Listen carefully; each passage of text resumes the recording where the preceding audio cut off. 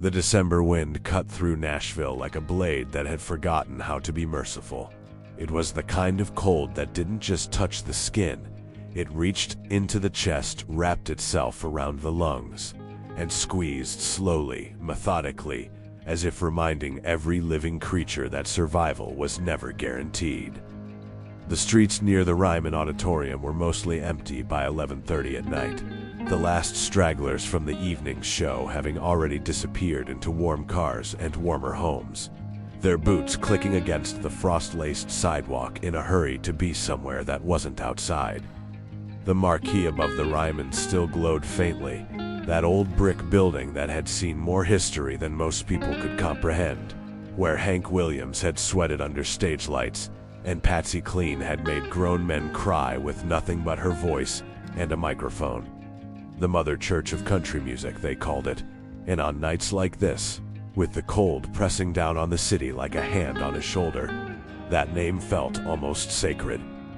George Strait had just finished a meeting inside, not a performance, just business, the kind of evening that reminded him that music was also an industry, full of contracts and handshakes and conversations about tour dates and album releases and the careful management of a career that had somehow, against all reasonable odds, become one of the most successful in the history of American music.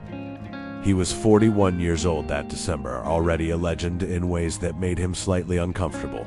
A man who wore his fame the way he wore his Stetson, naturally without pretense, but always aware of its weight. He stepped out through the side door with Bobby Hendricks, his road manager, a heavy-set man from Lubbock with a silver mustache and the permanent expression of someone calculating distances between venues. Bobby was talking about the San Antonio dates.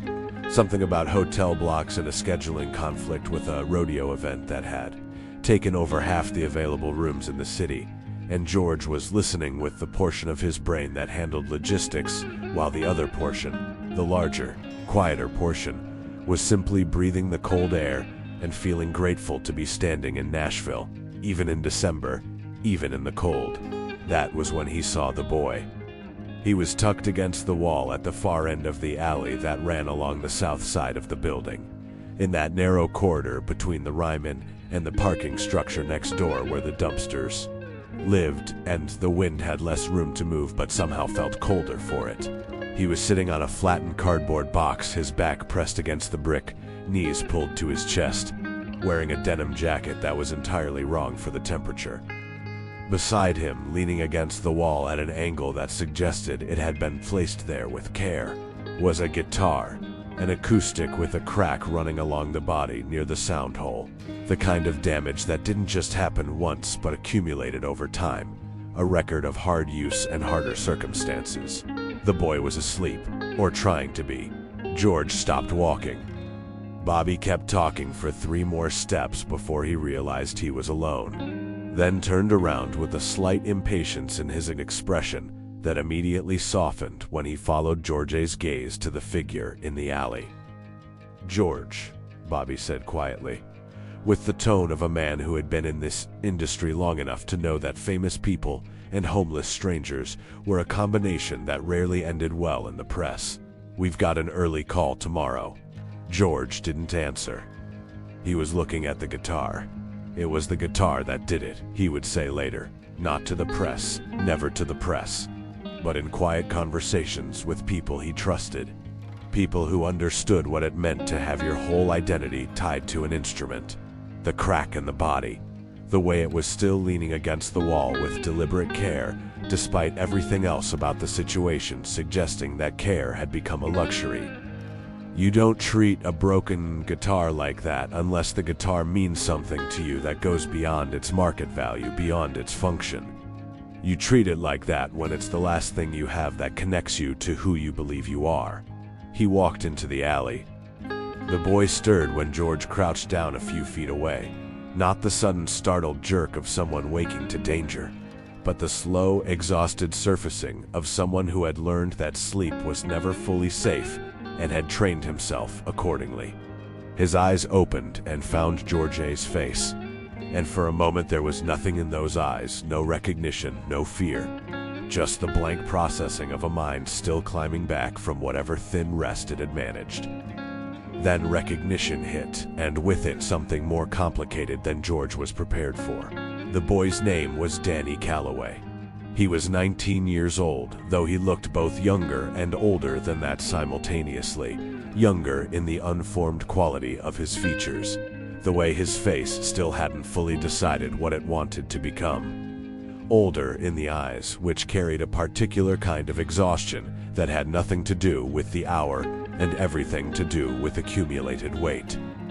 He had light brown hair that needed cutting, cheekbones that were too prominent in a way that suggested the denim jacket wasn't the only thing inadequate to his current situation, and hands.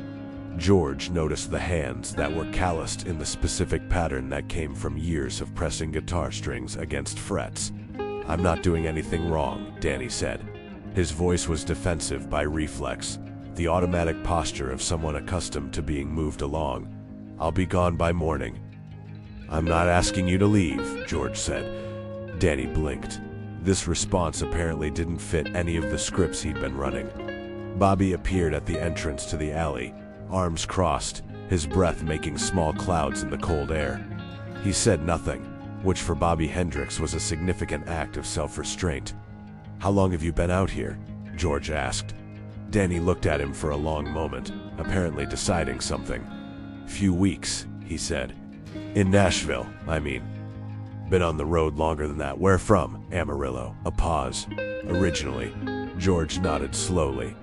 Amarillo was a long way from Nashville, and not just in miles.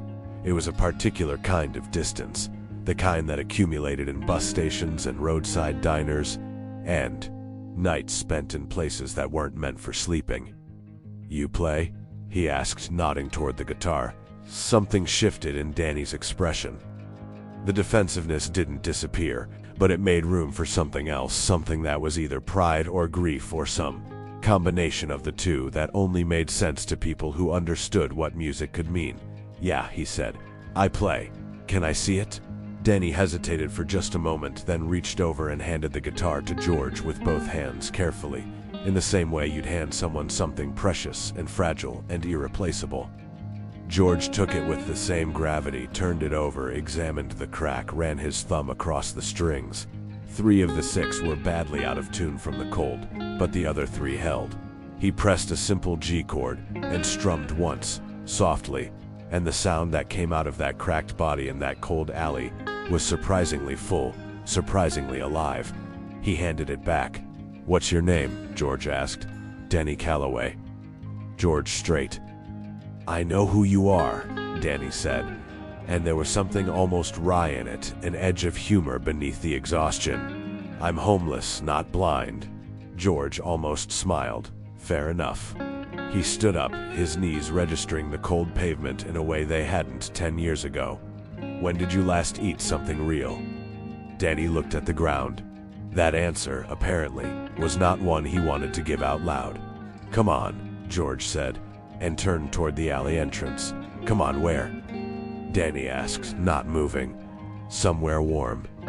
There's a diner on Broadway that's still open." George glanced back. "You don't have to, but the offer's there." Danny sat very still for a moment. Bobby, at the alley entrance, had uncrossed his arms and was now just watching, his expression unreadable. The wind moved through the narrow space between the buildings with a sound like something being pulled apart slowly. Danny picked up his guitar, stood, and followed. The diner was called Crawford's, and it had been on Broadway since 1961, in the particular way that certain Nashville establishments existed, not through any special protection from the forces of real estate and development, but through a combination of stubborn ownership and the fact that the building itself seemed to resist change. Its vinyl booths and linoleum floors and the smell of coffee and frying oil creating an atmosphere so specific and self-contained that it was almost its own country. They took a booth in the back. Bobby ordered coffee and sat at the counter, giving them space but staying in eye line, because Bobby Hendricks had not survived 20 years in the music industry by being entirely naive. The waitress, a woman named Carol, who had been working at Crawford's since the mid-70s and who recognized George Strait immediately, but treated him with the specific professional dignity of someone who had served enough famous people to know that famous people mostly just wanted to be treated like everybody else, took their order without ceremony. Danny ordered eggs, bacon, toast, and orange juice, with a restrained desperation that suggested he'd been composing that order in his head for a while. While they waited, George asked him about the music. This was, it turned out, the right key for the right lock. Danny Calloway talked about music the way people talk about the one subject in their lives where every word feels true. He'd been playing since he was 8, taught by his mother, Linda Calloway, a woman who had worked double shifts at a textile plant in Amarillo and still found 45 minutes most evenings to sit with her son and show him chord shapes and the names of notes. She had played herself, in a modest way, nothing serious, but she'd loved it seriously, and that love had transferred to Danny with the completeness of a genetic inheritance. By the time he was 12, he was better than she was. By the time he was 15, people in Amarillo were paying attention. His mother had died when Danny was 17. Ovarian cancer, diagnosed late, progressed fast. She was gone in 8 months from the day they found it, and Danny had played guitar at her funeral. Not a hymn, not anything traditional, but a song he'd written himself, a quiet, aching thing about the particular light in the kitchen on Sunday mornings. Half the congregation cried. The other half was too stunned to make a sound. After that, there was no reason to stay in Amarillo. His father, Robert Calloway, had left when Danny was 4, resurfaced periodically with promises that never materialized into anything solid, and was not a resource in any meaningful sense. There were aunts, cousins, people who would have taken him in out of obligation rather than love, and Danny had known the difference even at 17, so he'd left. Guitar on his back, $300 from his mother's small savings account. And an idea, which was really more of a conviction than an idea, that Nashville was where music happened and Nashville was therefore where he needed to be. 2 years later, here he was in a booth at Crawford's at midnight in December, eating eggs like they were the best thing he'd ever tasted, because they probably were, talking to a man whose records he'd grown up listening to in his mother's kitchen. George listened to all of this without interrupting, which was not always a natural posture for him in conversations, but which felt right here. He'd heard versions of this story before, the talent born in a modest place, the loss that became a catalyst, the road that led to Nashville, but each version was its own specific weight, and Danny's version had a particular quality to it, a combination of unsentimental clarity and undefended pain that George found both striking and familiar. "You said your mom taught you," George said, when Danny paused to drink his orange juice. "What kind of music did she like?" Danny smiled, and it was the first full, unguarded smile George had seen from him. It changed his face entirely, revealing something young and bright underneath all that accumulated weight. "Merle Haggard," he said, "Loretta Lynn, some George Jones, a little bit of you." The smile held for a moment. She would have lost her mind right now. "Tell me about her," George said, and Danny did. He talked about Linda Calloway for almost an hour, her laugh, her hands, the way she'd insisted on Sunday dinners even when the week had been brutal, the small rituals she'd built around music in their house on Crockett Street, the cassette tapes organized by mood in a shoebox under the bed. He talked about her the way you talk about someone when the grief has moved past the acute phase and settled into something more permanent, something you've learned to carry rather than fight against. There was love in it, and loss, and the particular texture of a life shaped fundamentally by a single relationship. By the time they finished eating, it was past 1 in the morning. Bobby had drunk 3 cups of coffee and was making increasingly pointed eye contact from the counter. But George was not quite ready to conclude this conversation, and he was not quite sure why. He paid the check. Carol accepted his card with the same brisk professionalism she'd maintained all evening. And then he looked at Danny Calloway across the booth and said what he'd been working toward without quite knowing it. "I know people here," George said. "People who run residential programs for young musicians. Not charity in the way that word usually sounds. Real support. Real housing. Real access to instruments and practice space and people in the industry. I can make a call tomorrow morning." Danny looked at him with a mixture of something that wasn't quite hope and wasn't quite suspicion, but lived in the territory between them. "Why?" he asked. It was a simple word, but it carried the weight of someone who had learned to ask it. George thought about it honestly. "Because your mother taught you Merle Haggard and Loretta Lynn," he said. "And because you still carry that guitar like it matters, even though it's broken." He paused. "And because I think she'd want someone to make this call." Danny looked down at the table. His jaw worked slightly. When he looked back up, his eyes were bright in a way that he was clearly working to control, and George pretended not to notice, because sometimes dignity required the pretense of being unseen. "Okay," Danny said quietly. "Okay." Bobby drove them both to a motel on Murfreesboro Pike, a clean, modest place that Bobby knew because the band used overflow rooms there during heavy touring weeks, and George paid for 2 weeks up front at the front desk while Danny waited in the lobby with his guitar, looking like someone who had been handed something so unfamiliar that he hadn't yet developed the vocabulary to respond to it. Before they left, George wrote a number on the back of a Crawford's receipt, not his personal number, but a direct line to his management office, a number that Bobby would actually answer. "Call me Monday morning," he said, handing it to Danny. "I'll have made the call by then." Danny took the receipt with both hands. In the car afterward, Bobby was quiet for a long time. Then he said, "You know he might not call." "I know," George said. "And even if he does, I know Bobby." Bobby drove. The Nashville streets moved past the windows, quiet and cold and lit in the particular way of cities at night, when the human noise dies down and the lights remain steady and indifferent. George watched it and thought about a woman in Amarillo who had organized her cassette tapes by mood in a shoebox under her bed and taught her son to play guitar on weekday evenings after double shifts. He thought about the crack in the guitar's body and the way it had still managed to hold a chord. He didn't say anything else. Neither did Bobby. Danny called on Monday morning at 9:15. Bobby answered on the second ring. The program George had mentioned was called the Cumberland Bridge Initiative, and it operated out of a converted Victorian house on Boscobel Street in East Nashville that a nonprofit organization had acquired in 1989 with the specific intention of providing transitional housing and professional development support to young musicians aged 18 to 25 who were experiencing housing instability.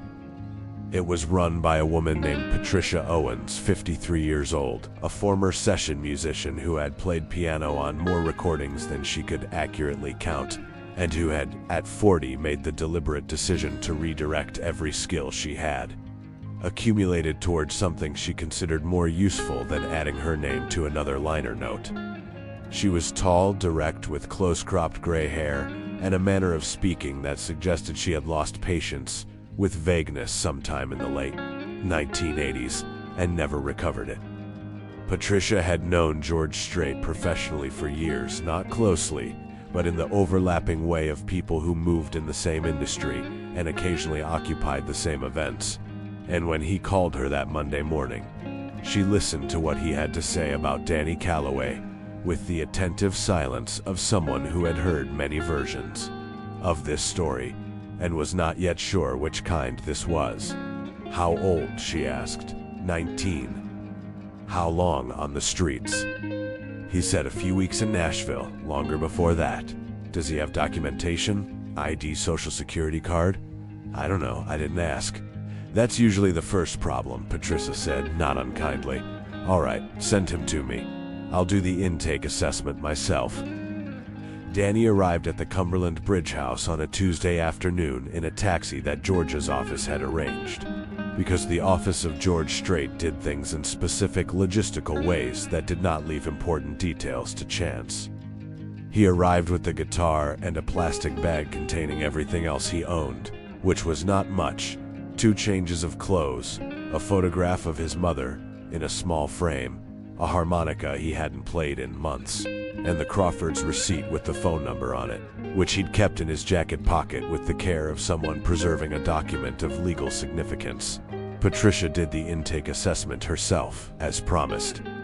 It lasted 2 hours and covered everything from documentation status. Danny had his birth certificate and social security card in a Ziploc bag in the plastic bag, which Patricia noted as surprisingly organized, to substance use history, mental health history, educational background, and musical training. She asked him to play something because she always asked that, because in her experience how someone played told her more about who they were than almost anything else they could say in a 2-hour conversation. Danny played the song he'd written for his mother's funeral. Patricia listened without expression. When he finished, she was quiet for a moment, then wrote something in her notebook. "You wrote that?" she asked. "Yeah. How old were you?" 17. She nodded slowly, the way people nod when they are processing information that has weight to it. "When can you start?" she asked. The Cumberland Bridge program offered shared housing. Danny was placed in a room with Kevin Marsh, 22, from Louisville, Kentucky, a guitarist of considerable talent and considerable restlessness, who had been at the program for 4 months and had, in Patricia's assessment, approximately 6 more months before he either committed to the process or abandoned it for the road again. Kevin was lanky, good-humored, with a laugh that arrived without warning and a habit of staying up until 3 in the morning working on chord progressions that he'd then want to share immediately, regardless of who was asleep.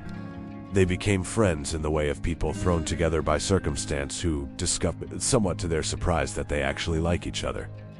Kevin was from a different musical tradition. He leaned toward blues-influenced rock, had grown up on Stevie Ray Vaughan and Eric Clapton before country had even registered as a genre worth caring about, but he had the musician's ear for recognizing genuine ability in a different style, and Danny Calloway had genuine ability in a way that Kevin recognized immediately and without jealousy.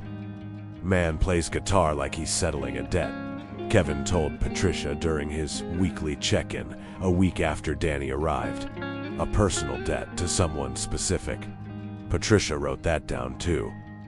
The program provided access to a practice room with a full set of instruments, weekly sessions with working musicians in the Nashville industry, help with GED completion for those who needed it, Danny did, and structured job placement in entry-level positions in music venues, recording studios, and production companies. The goal was not to manufacture music careers. Patricia had seen too many of those fail to invest her organization's limited resources in something that depended on luck. The goal was stability, economic, psychological, social, and the musical development that followed naturally from stability. Danny threw himself into it with a focus that impressed even Patricia, who had seen motivated young people before. He completed his GED in 4 months, faster than any participant in the program's 6-year history. He worked mornings at a coffee shop on Gallatin Avenue and afternoons in the storage and logistics department of a mid-sized recording studio called Meridian Sound, run by a sharp-eyed producer named Alan Forrester, who had survived 3 decades in the Nashville industry through a combination of genuine talent and the kind of commercial instincts that some people found cynical and others found simply practical. Alan noticed Danny within 2 weeks of his arrival in the logistics department. Not because Danny was doing anything unusual, he was stacking equipment boxes and handling shipping invoices, work that required organization and physical reliability, neither of which was glamorous, but because of what he did during the lunch break on his 3rd day.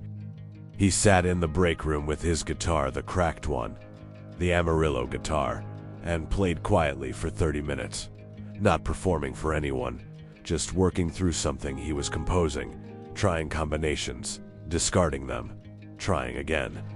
Alan happened to walk past the break room door. He stopped and listened for 6 minutes without Danny knowing. The next day, Alan stopped by the logistics room and asked Danny to come to Studio B after his shift. Danny came.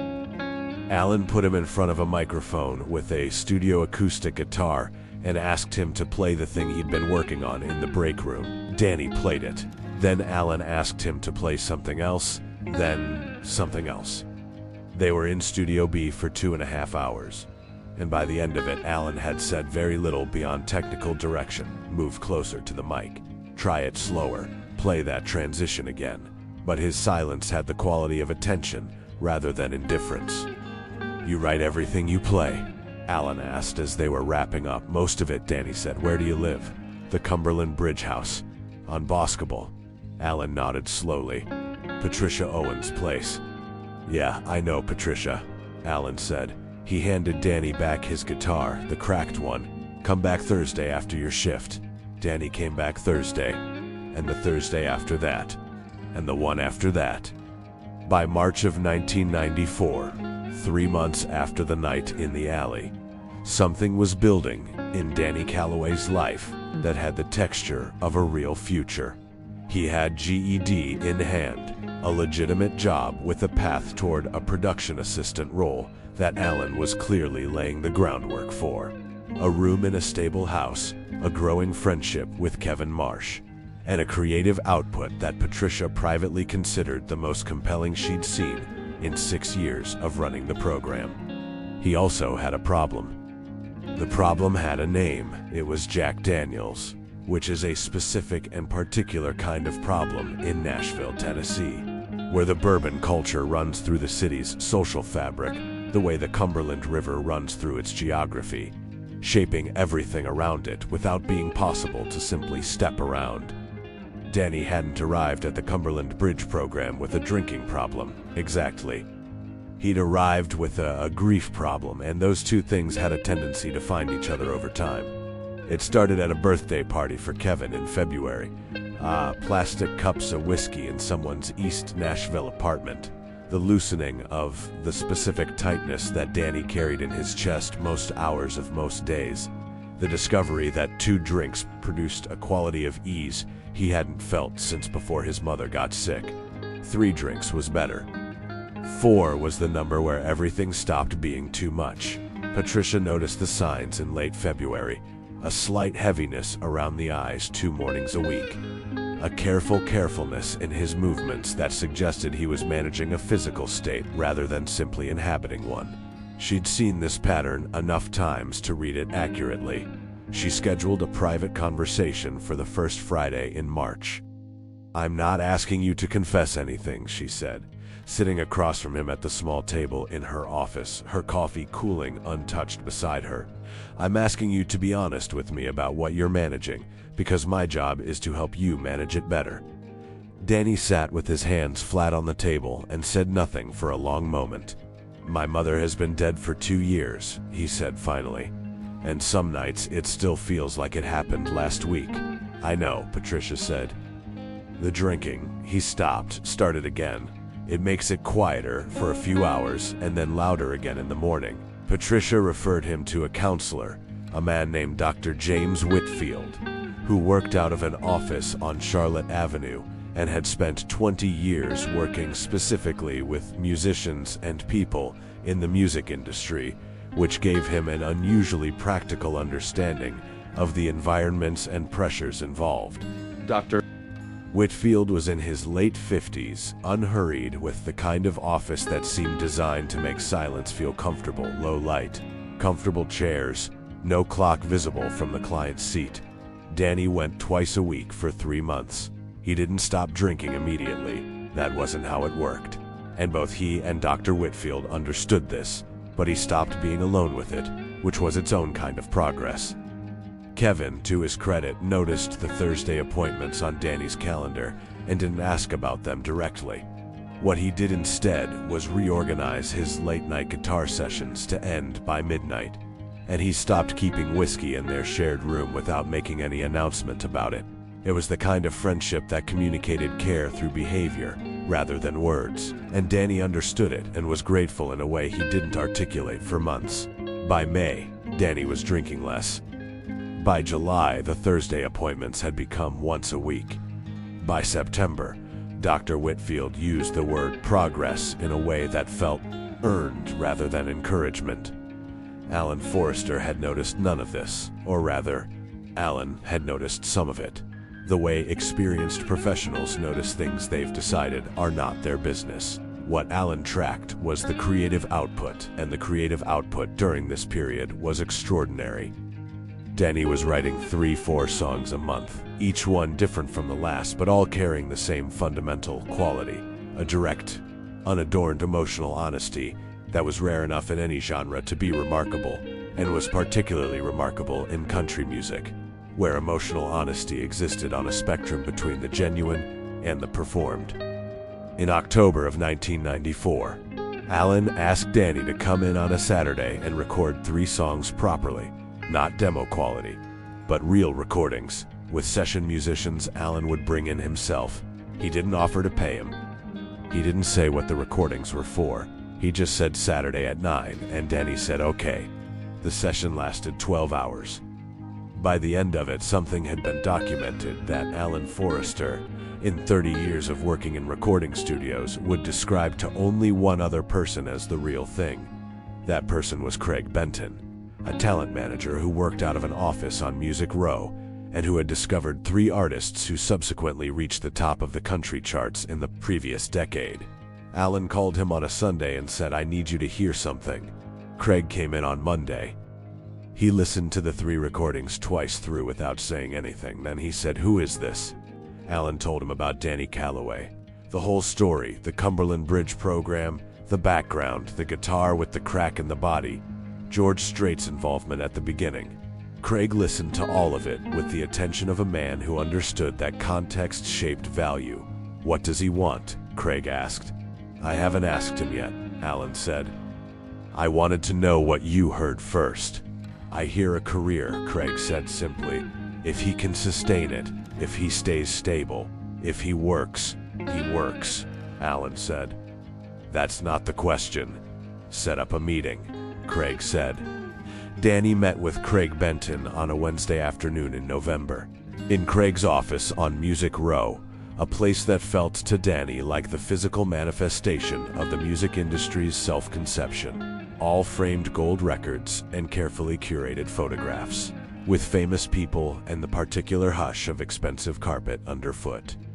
He wore the best clothes he had, which were clean and pressed and not quite right for the environment. And he sat in the chair across from Craig's desk with his hands in his lap and his guitar leaning against the wall. Because he'd brought it without quite knowing why, some instinct that the instrument was a credential more reliable than anything he could say about himself.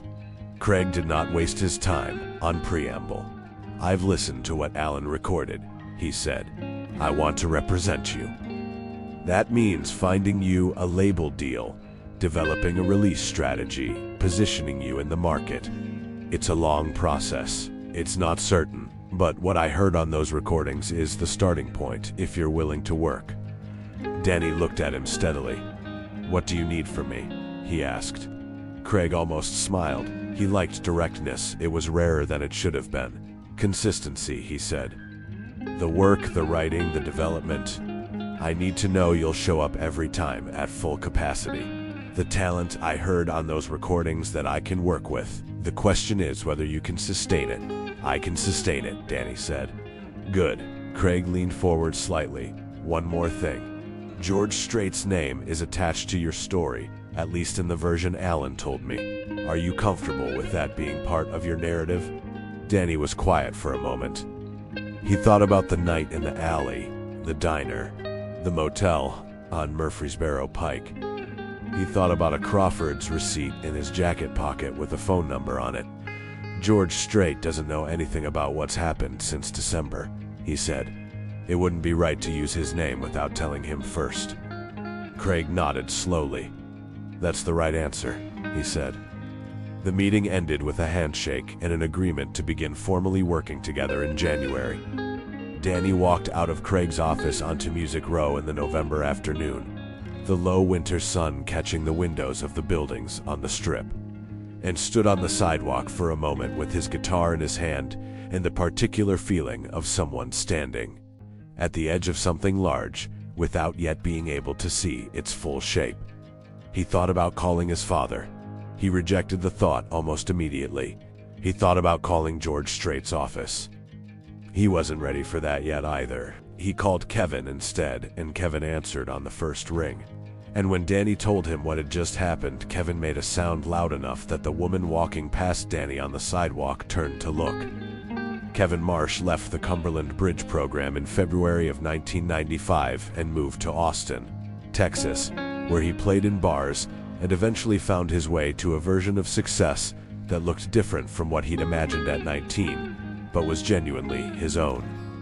He and Danny stayed in touch, intermittent calls, the kind of friendship that could survive long silences and then resume exactly where it had left off. Kevin would remain a thread in Danny's life for decades, sometimes a distant one, but always present. But the story of 1995 and what came after is not straightforwardly a story of ascent. It is also a story of what the road takes. The label deal came in June of 1995, a development contract with Compass Ridge Records, a mid-sized Nashville label with a roster of solid artists and a reputation for nurturing long-term careers rather than chasing immediate chart success. The A&R director who signed Danny was a woman named Diane Carver, 42, with sharp eyes and the kind of institutional memory that meant she could trace every trend in country music back to its source and explain exactly why it had succeeded or failed on its own terms. Diane believed in Danny's writing. She was more cautious about his readiness as a live performer. The recording studio was one thing. A stage in front of an audience was another, and the first 18 months of the development contract were structured accordingly, heavy on co-writing sessions, production development, and carefully managed showcase performances at small venues to build stage confidence and audience response.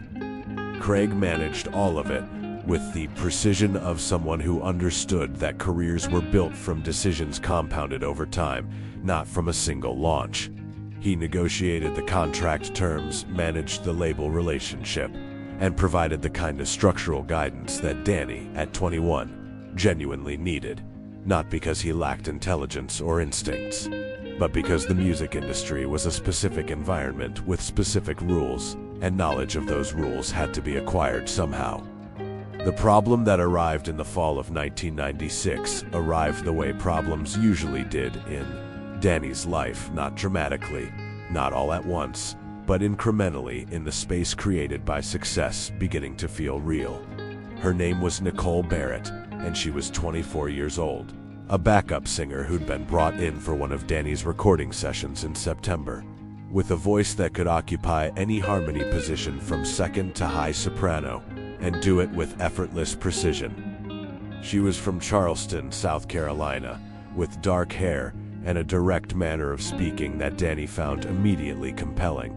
She had no patience for the performance of friendliness, no interest in social lubrication.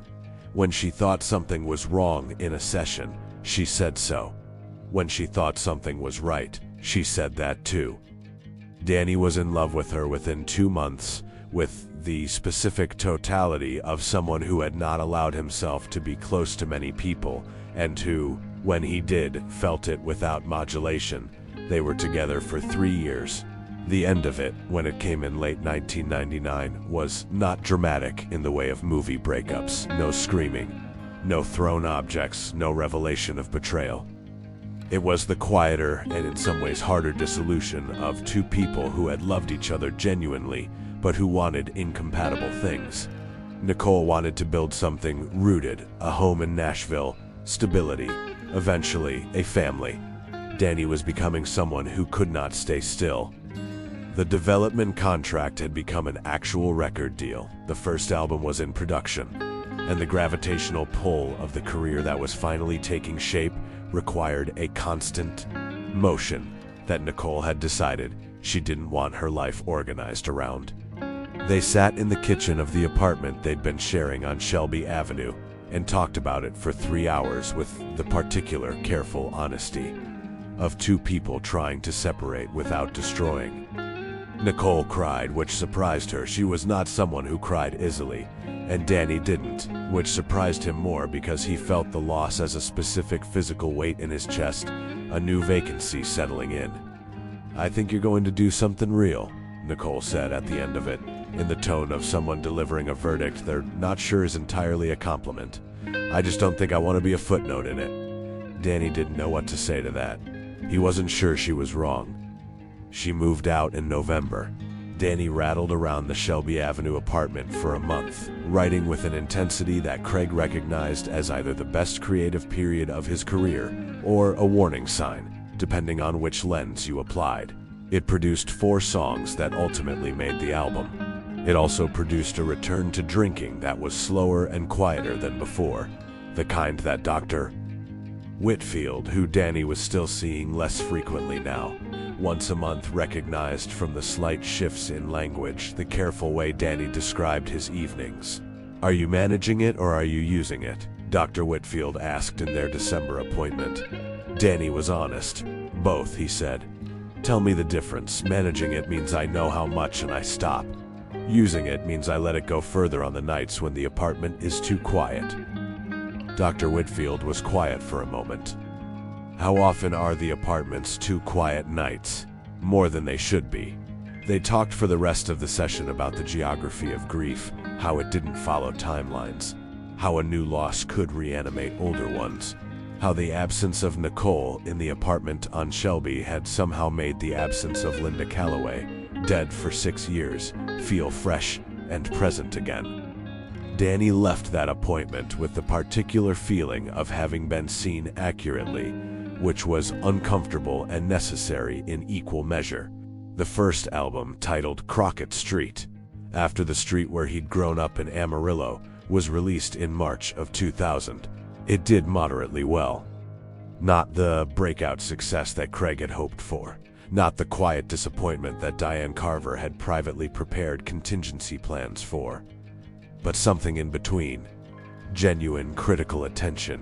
A respectable showing on the country charts. A song called When the House Was Full that reached number 14 and got enough radio play to make Danny Calloway a name that people in the industry knew and some people outside it recognized. For most artists, this would have been a solid launch. For Danny, it was a crisis. Not a visible crisis, not the kind that produced headlines or interventions. The invisible kind. The kind that happened inside the specific architecture of his expectations. He had believed, with the unexamined certainty of someone who had built everything around a single direction, that the music would be immediately and completely recognized for what it was. The moderate success felt like being told that what he had to say was only moderately worth hearing. It wasn't rational, and he knew it wasn't rational, but knowing something isn't rational doesn't make it stop being felt. The drinking in 2000 crossed from management to problem. It happened gradually and then quickly. The way Hemingway's character described going bankrupt, the 2 speeds of most deteriorations. By mid-year, Danny was missing studio sessions. Not often, twice in June, once in July, but enough for Craig to notice, and for Diane Carver to make a call to Craig that was phrased diplomatically and meant precisely. Craig confronted Danny in August. The conversation happened in Craig's car, parked outside Danny's apartment building, at 9 in the evening. Craig had called and asked him to come down, and Danny had come down. And now they sat in the car with the Nashville summer heat pressing against the windows, even at 9 p.m. "I'm going to tell you something that I need you to hear, as coming from someone who is in your corner," Craig said.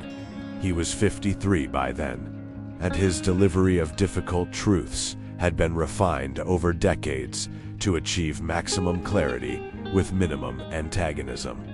"You are in the process of losing what you've built, not all at once, in pieces, and the pieces are accelerating." Danny looked at the dashboard. "I know," he said. "You've been here before. You know the tools, Dr. Whitfield." I stopped seeing Whitfield in April. Craig was quiet for a moment. Why? Because I thought I didn't need it anymore. A pause. Because I was wrong. Call him tomorrow morning, Craig said. Not next week, tomorrow. Danny called the next morning.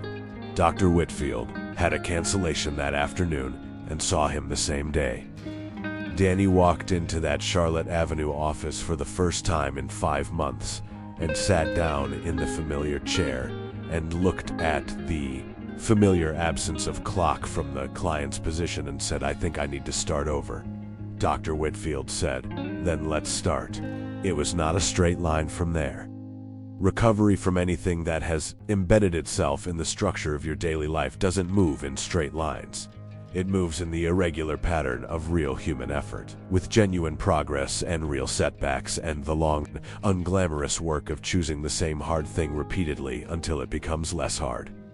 Danny entered an outpatient treatment program in September, maintained it through the fall, relapsed once in November, in a way that he disclosed immediately to Dr. Whitfield and Craig, and resumed treatment the following week. By January of 2001, he was, in the language of his treatment program, in stable recovery.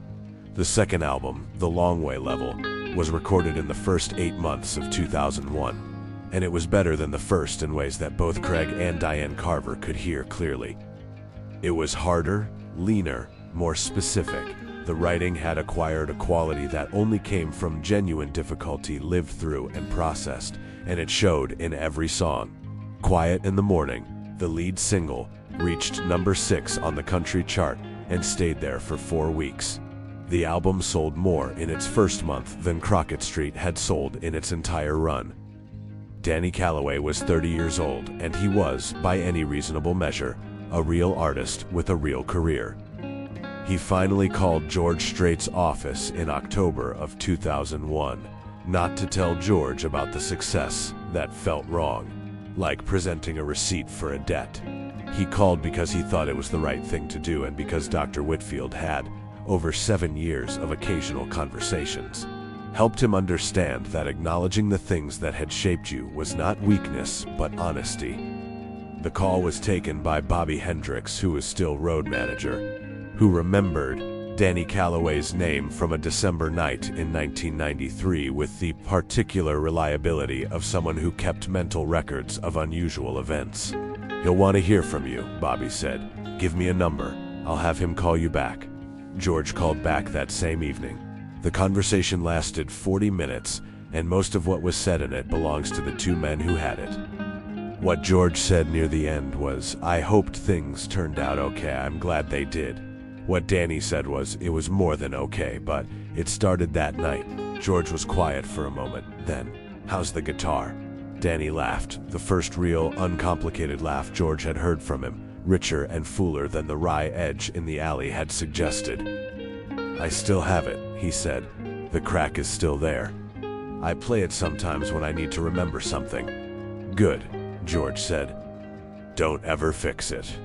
The years between 2001 and 2015 were, for Danny Calloway, the years of becoming. 3 more albums, a tour schedule that took him across the country and eventually to Europe and Australia, where country music lived in a smaller but devoted ecosystem that treated visiting American artists with an intensity of appreciation that Danny found both touching and slightly overwhelming. A Grammy nomination in 2006 for Best Country Album he didn't win, but the nomination meant something that Craig Benton marked as a milestone with the quiet satisfaction of a man who had believed in the destination for a long time. A marriage in 2004. Her name was Christine Holloway, a music journalist from Chicago who had interviewed Danny for a magazine piece in 2003 and who had, in the process, asked better questions than anyone had asked him in years. They'd stayed in contact after the interview cautiously, in the way of 2 adults who recognized something worth being careful about.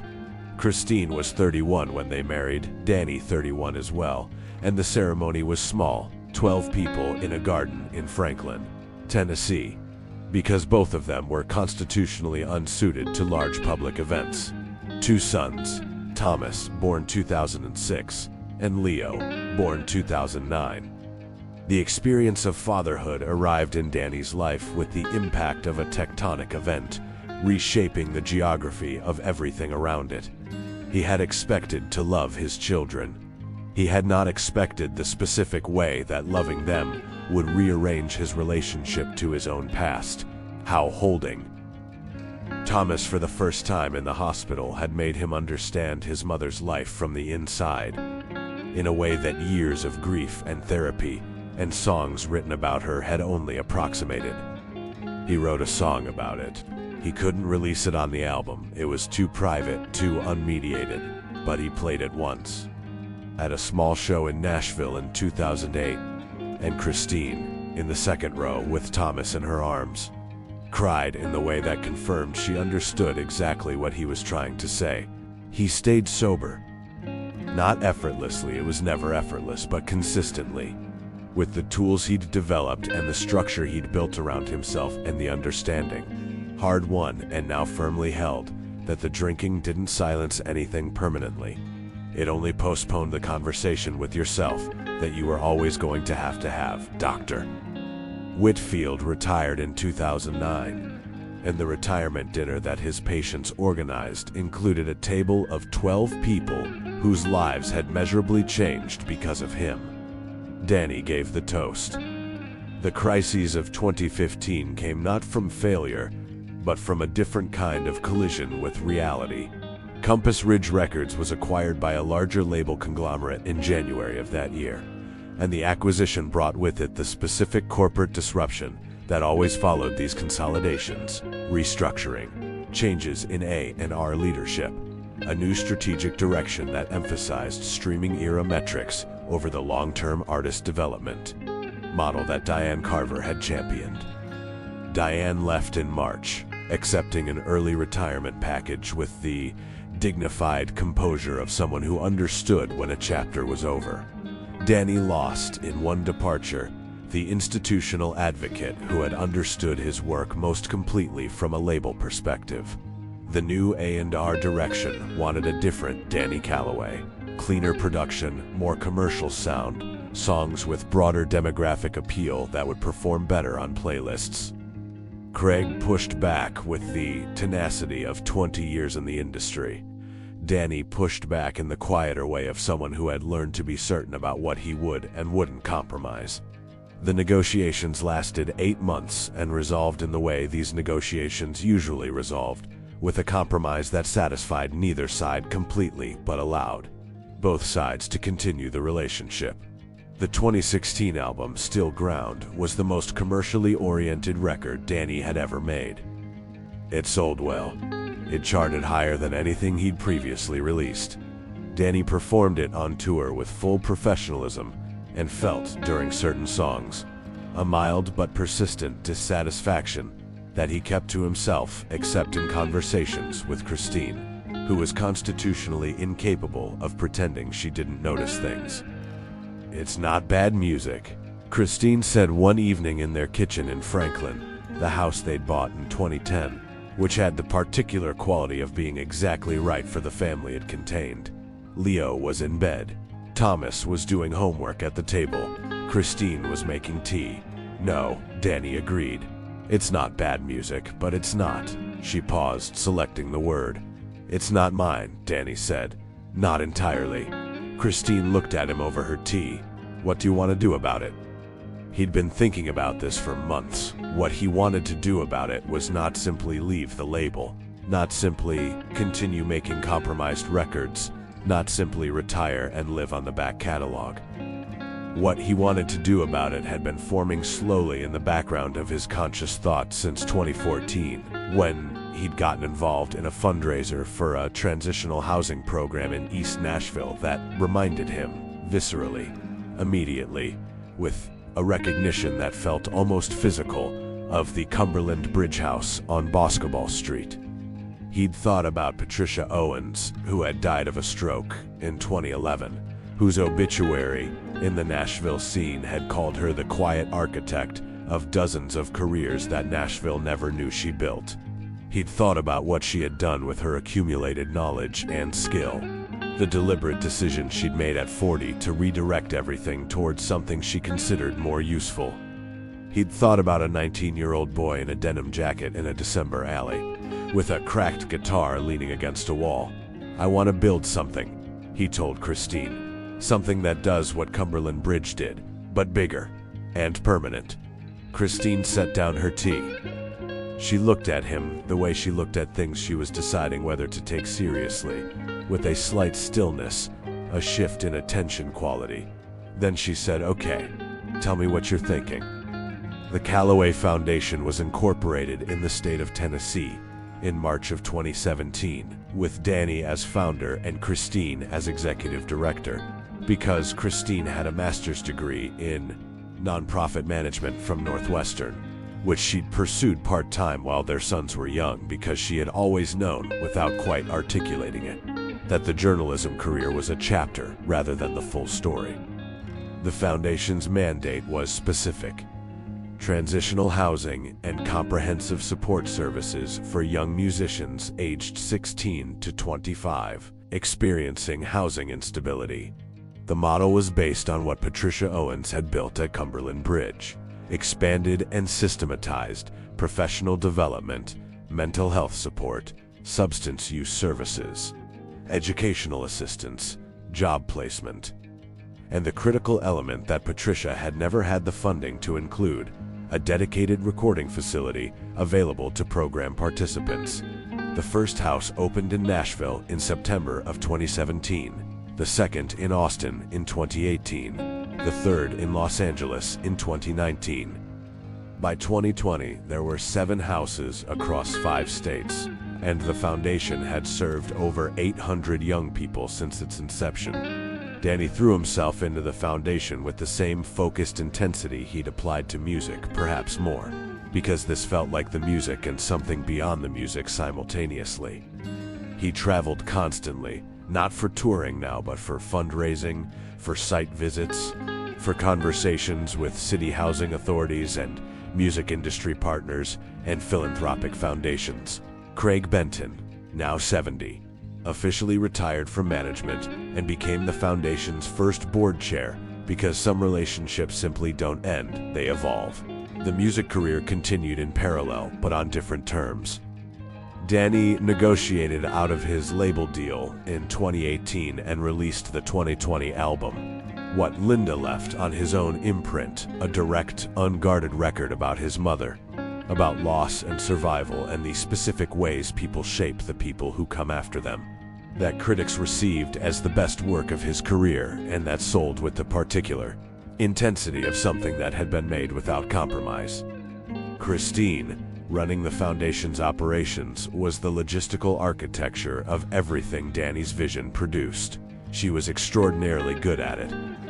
She had the rare combination of genuine organizational ability and the capacity to hold the human element present, to remember, in the middle of budget negotiations and compliance requirements and staffing decisions, that every number in the foundation's reports was also a person, a specific person, with a history and a name and a guitar they'd brought with them when they arrived.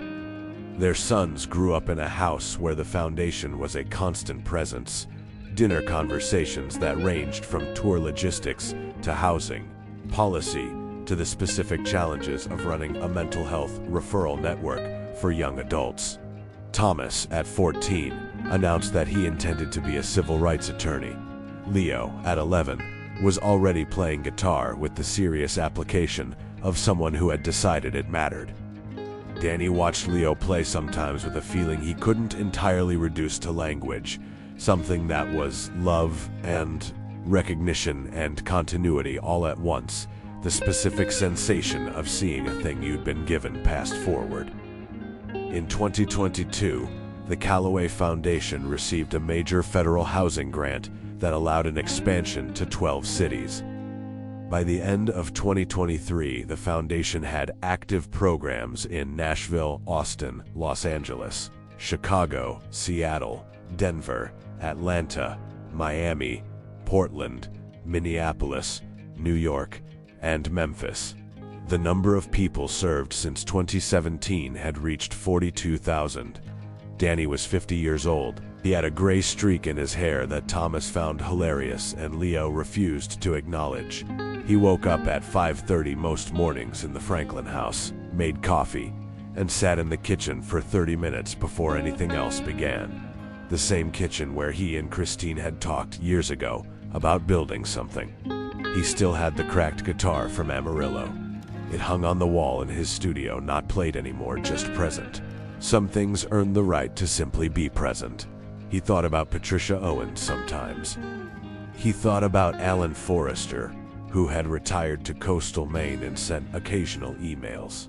He thought about Kevin Marsh, who had called the previous Christmas from Austin, sounding exactly like himself. He thought, more than he let on in interviews or public settings, about a December night in Nashville in 1993. A man who had crouched down in a cold alley and asked a broken, frightened 19-year-old his name.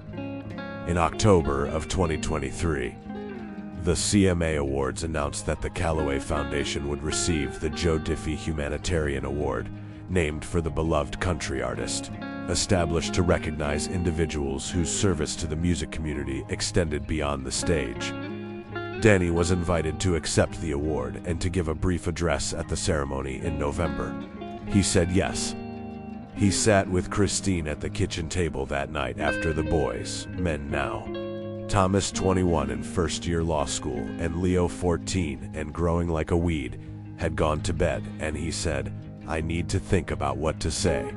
Christine looked at him. "You already know what to say," she said. "You've known for 30 years. He nodded slowly. "Are you going to tell the whole story?" she asked. He thought about the Crawford's receipt in his jacket pocket, long since transferred to the box of important documents they kept in the study, the physical paper, worn at the folds, the ink faded but still legible. "Yes," he said, "all of it." Christine reached across the table and put her hand over his. "Good," she said. He had one more thing to do before the ceremony, one call to make. He sat in his studio at 5:45 in the morning on a Tuesday in late October, the cracked guitar on the wall behind him, the Franklin house quiet around him, and dialed a number he'd had in his contacts for 22 years. It rang twice. "Hello?" The voice was older now, everything was older, but still unmistakably the voice of a man who had grown up in Pearsall, Texas, and made the whole world feel like home with nothing but a guitar and a natural sincerity that couldn't be manufactured. "George," Danny said. "It's Danny Callaway."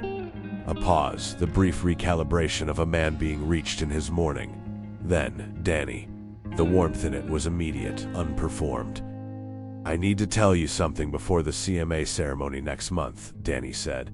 "I wanted you to know ahead of time. I'm going to tell the whole story, from the beginning, from that night." George was quiet for a moment. Outside, in whatever room he was in, Danny imagined Texas. A morning like this one, coffee and early light. There was the small sound of someone settling into a chair. "Tell me what you've built," George said. So Danny told him. All of it, the Cumberland Bridge house, Patricia Owens, Alan Forrester, and the studio sessions, the albums, the years of work and the years of difficulty and the years of rebuilding. He told him about Christine and the boys. He told him about the 42,000 people the foundation had served. He told him about the 12 cities, the recording facilities, the mental health networks, the GED completions and job placements, and the young people who had arrived at a Callaway Foundation house with nothing but a broken instrument and a conviction that music was the only language they had. George listened to all of it without interrupting. When Danny finished, the silence lasted long enough that Danny checked the phone to make sure the call was still connected. Then George said quietly, "Patricia Owens." "Yes, she was something. She was everything," Danny said. "You got me in the door. She built the door." Another silence, shorter this time. "How's the guitar?" George asked, and there was something in the question, a thread between 2 points in time, a recognition of continuity that made Danny's throat tighten.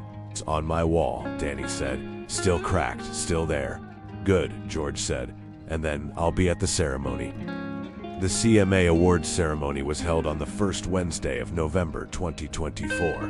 at the Bridgestone Arena in downtown Nashville, a building that could hold nearly 20,000 people, and that, on award nights, filled with the specific electricity of an industry gathered to celebrate itself.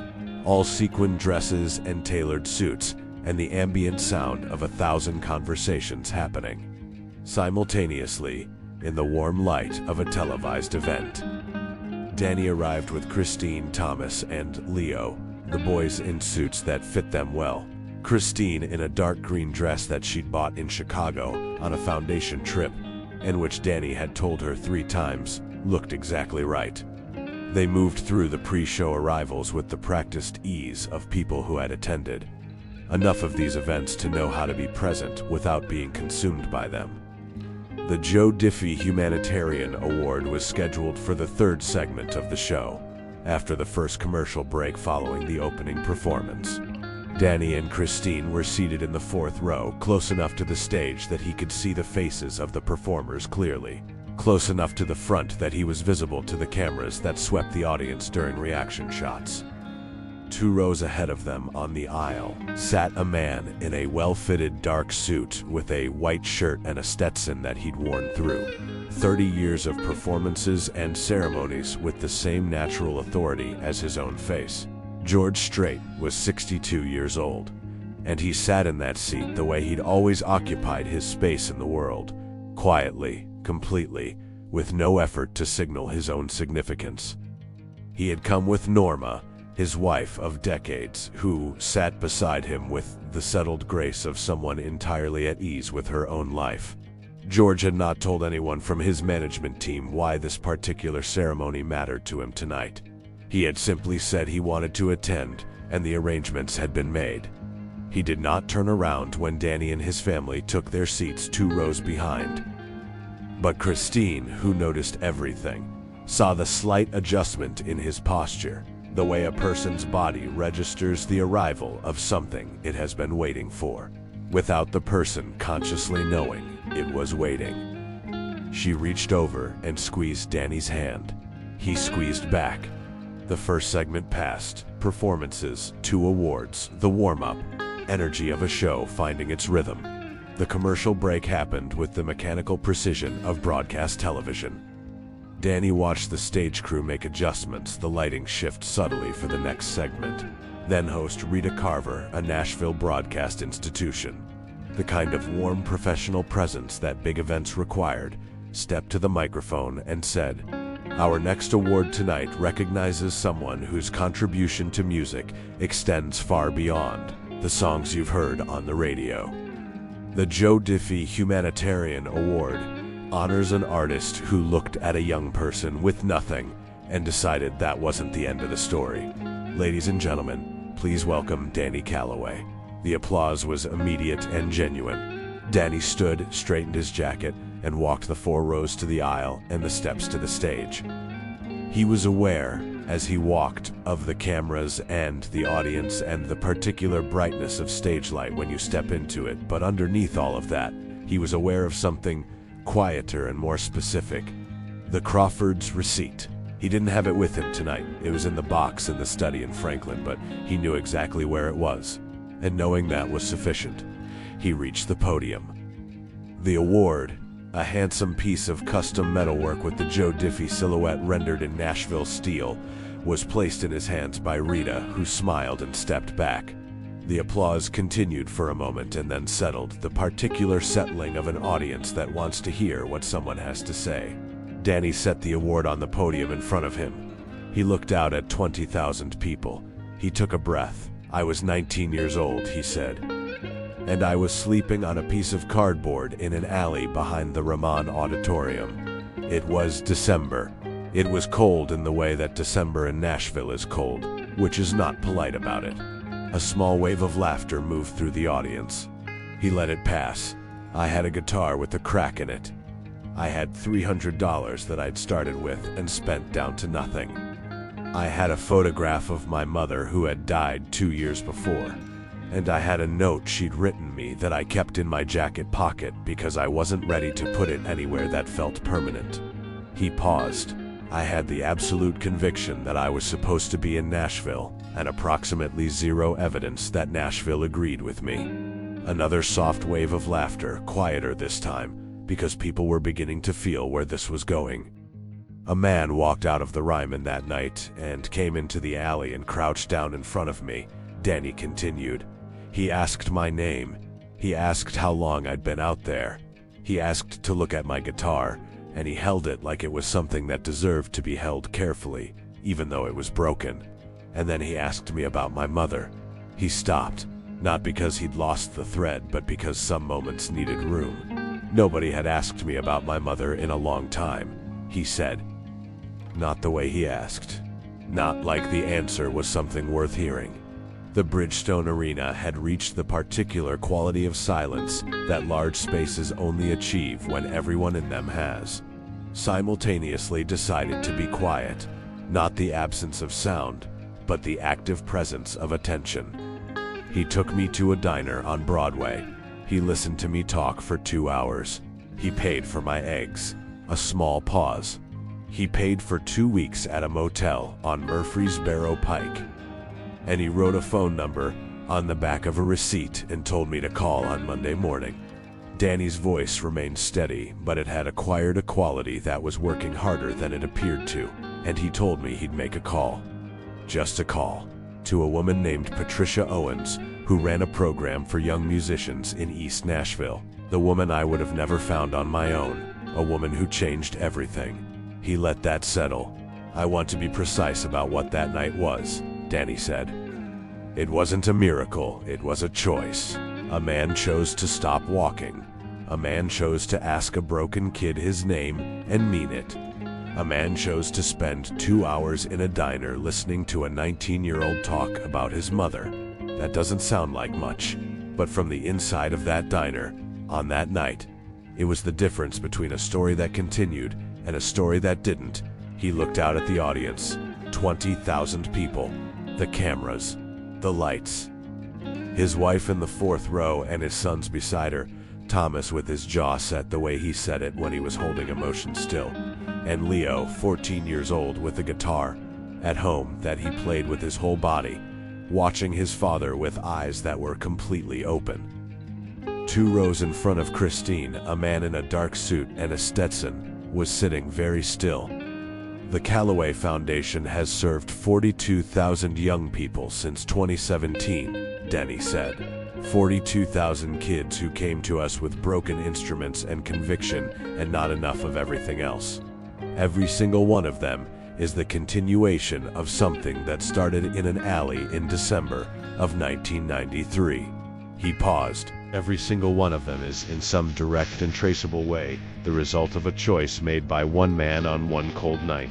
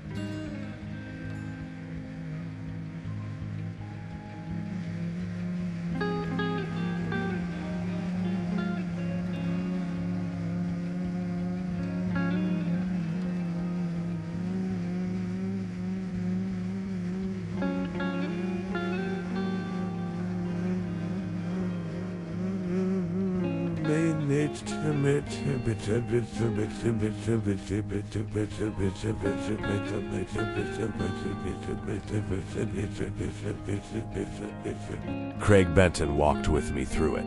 Christine, my wife, my partner in everything, built the house on the other side of it. His voice shifted slightly on her name, the way voices do when love is the actual subject. But the night it started belongs to one person. He looked directly at the second row.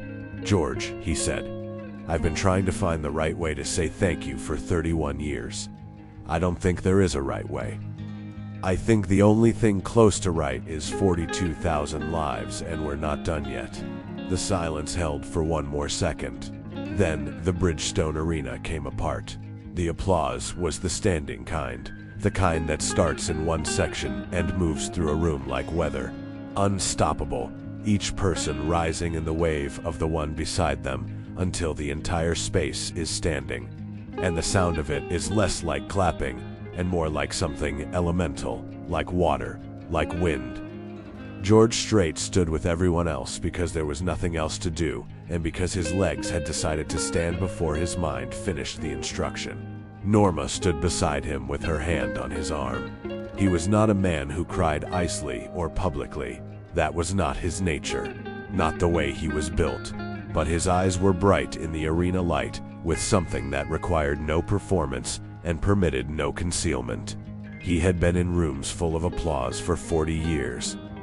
He had stood on stages where the sound of a crowd was physical, a pressure you felt in your chest. He had won awards and given speeches and been recognized with every category of professional honor that his industry had to offer.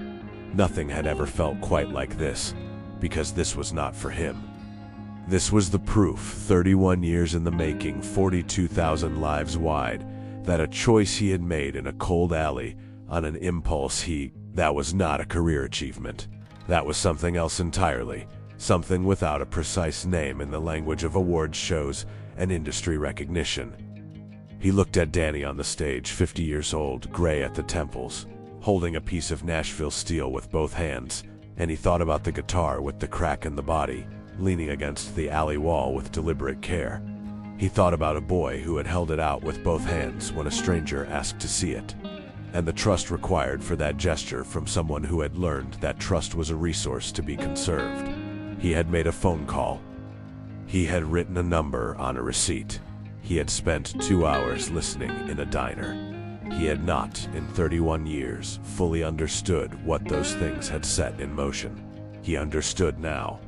Backstage, after the segment concluded and the show moved forward with the momentum of live television, Danny was met by a stream of people, colleagues, friends, industry figures offering congratulations with the genuine warmth that the speech had clearly produced in nearly everyone who heard it. He moved through them with the practiced presence of someone who had learned to be fully in a conversation, while also monitoring for the thing they were actually waiting for. He found it, or it found him, in the form of Bobby Hendricks appearing at the edge of the backstage corridor. Older now, the silver mustache fully white, but still carrying that permanent expression of calculated distances and logistical assessments. Bobby looked at Danny for a moment and then simply nodded, the nod of a man who has been carrying the knowledge of something for 31 years and is satisfied to see it confirmed. "He wants to say hello," Bobby said. George was in a small holding room off the main backstage corridor, the kind of space that existed in all large venues. Functional and temporary, fluorescent lit, with folding chairs that suggested impermanence. He was standing when Danny came in, Norma beside him, and the room otherwise empty. For a moment, neither man said anything. Then George Strait extended his hand, and Danny Calloway took it. And the handshake lasted longer than handshakes usually do, because neither man was in a particular hurry to let go of the thread between 2 points in time. "You built something real," George said. His voice was exactly as it had been on the phone, older but the same. "You gave me the chance to," Danny said. "No." George shook his head, slightly, firmly. "I gave you a meal and a phone number. What you built, that was you, and Patricia, and Christine. And the 42,000 people you mentioned. A pause. Don't give me credit for your work. Danny looked at him. Then let me give you credit for the beginning, he said. That's all I'm asking. George held his gaze for a moment. Then something shifted in his expression, not softening exactly, because it had never been hard, but an opening. The particular quality of a man allowing himself to receive something he'd spent a lifetime deflecting. Okay, he said quietly. The beginning. Norma, beside him, was smiling in the way of someone watching something they already understood. Christine was waiting in the corridor when Danny came out. She had Leo with her. Thomas had been stopped by someone who'd recognized him and was currently having an animated conversation 20 feet away. Already comfortable in any room, already his father's son in the ways that mattered. Leo was quiet, standing close to his mother, watching his father come down the corridor with the alert attention of a 14-year-old who understood that something significant was happening without yet having the full vocabulary for it. Danny stopped in front of them. Christine looked at his face and knew everything she needed to know. She stepped forward and put her arms around him, and he held onto her for a moment in the backstage corridor of the Bridgestone Arena. With the sounds of the continuing show audible through the walls, and the Nashville night outside, and 31 years of everything behind them, and whatever came next ahead. Leo, after a moment, stepped in too, the specific teenager's version of a hug. Slightly awkward, entirely genuine, and Danny put one arm around his son and held them both. Dad, Leo said, muffled against his shoulder. Are you crying? No, Danny said. You are absolutely crying. I'm not discussing this. Christine laughed, and the laugh had the quality that Danny had loved about her since the first conversation. Full, unguarded, the laugh of a person entirely at home in their own life. Later that night, after the ceremony and the dinner afterward and the drive back to Franklin and the boys finally in bed, and the house settled into its familiar quiet, Danny and Christine sat at the kitchen table again. The same kitchen, the same table.